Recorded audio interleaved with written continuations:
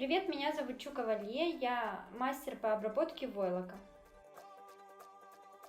Валяние войлока – это одно из древних абазинских ремесел, за основу которого берется нетканный материал, в основном из овечьей шерсти.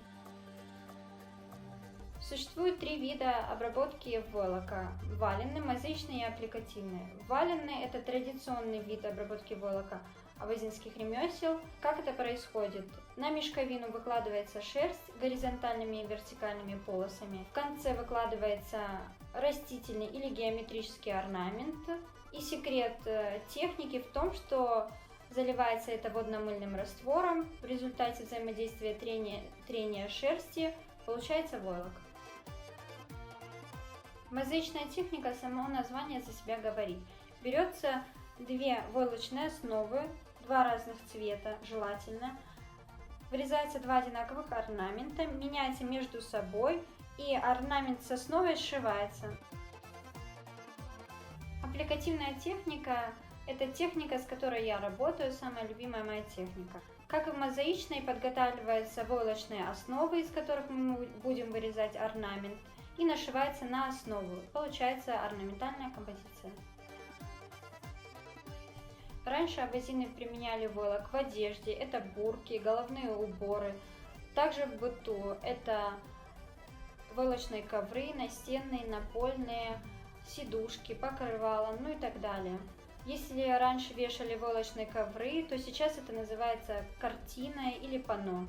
Войлок хорошо сочетается с деревом, придает тепло, уют, хорошо сочетается в современных домах, также и горных гостевых домах. К сожалению, войлок имеет свойство портиться. В специализированных магазинах продается спрей, чтобы работа прослужила вам на долгие годы.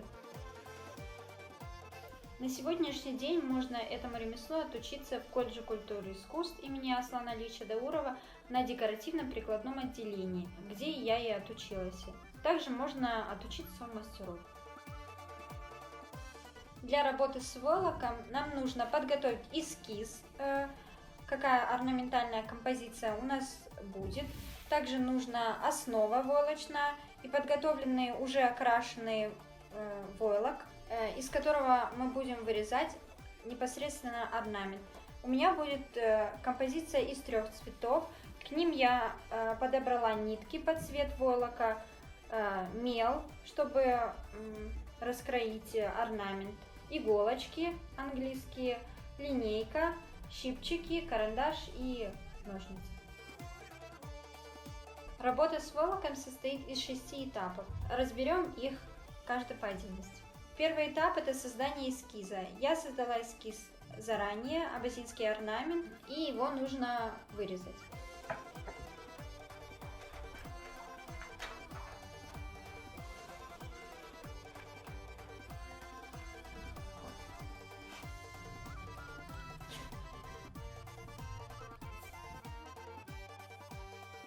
Закончили вырезать орнамент, теперь переходим к работе с войлоком. Кладем орнамент на войлочную основу. Это у меня основной цвет орнамента. Положили войлок. Положить войлок нужно желательно с экономичным расходом, потому что вам кусочки тоже могут пригодиться для разных элементов других композиций. И закалываем их иголочками, чтобы он не скользил. Закололи, теперь выкраиваем наш орнамент. Желательно делать это мелом, потому что мел хорошо стирается с войлока. Переходим к третьему этапу – выкраивание аппликации.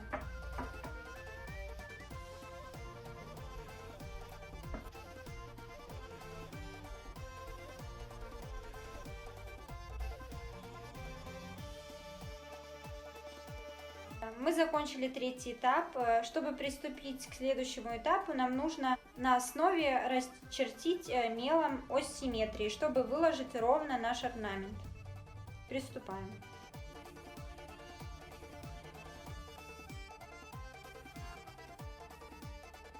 Расчертили горизонтальную и вертикальную линию. Теперь накладываем непосредственно на наш орнамент.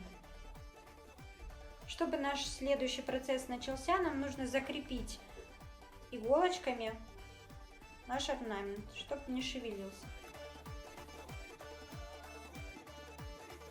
Вот мы закончили закалывать наш орнамент. Теперь приступаем к следующему этапу нашивания орнамента на основу. Я подобрала ниточку под цвет орнамента. Отрезаем нашу ниточку, вдеваем в иголочку и приступаем. Вдеваем снизу иголку, отступаем от края орнамента 2 миллиметра и также последующие стежочки. Между стежками можно сделать 3, ну и также 2 миллиметра тоже, чтобы было аккуратней.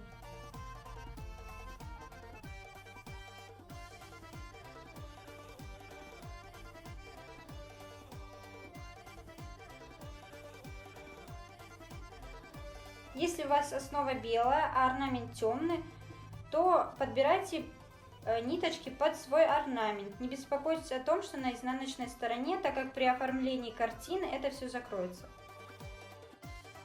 Финальным этапом нашей работы с войлоком является оформление ее в рамку.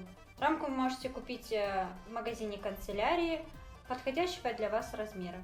На выполнение данной работы нам потребуется около 1,5 часов. Для наглядности покажем вам оформление готовых работ.